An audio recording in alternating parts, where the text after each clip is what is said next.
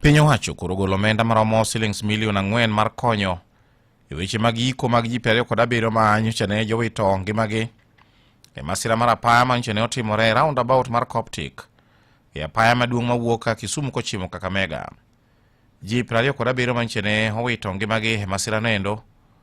wuok e sub county ma Nyakache, county ma Kisumu, ka iko margi idhi timo e giko diraniendi. Magi no yang kod regional commissioner ma Nyanza Flora Mworia mane olando ni sirikal ne ogolo lipia maromo shillings milion 4 mar dhi konyo e tayo yore mag iko mag ji 27 goendo, kane olero ni pesa no endo ne ochiw kawuono motelo ne iko ma itimo kiny. Kano medo wuoyo wach nendo, Mworia no wacho ni piny owacho ochopo singo mane omiyo familia mopogore opogore mane jowito jogi e masira no endo, kowacho ni pesa goendo ne oketi e lwete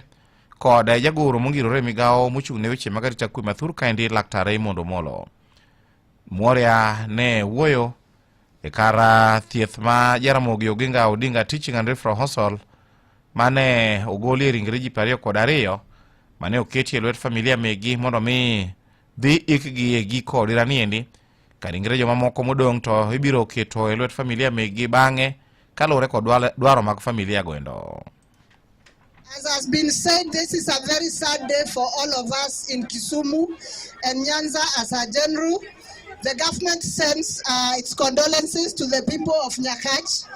and I want to report that the government committed to take care of this burial,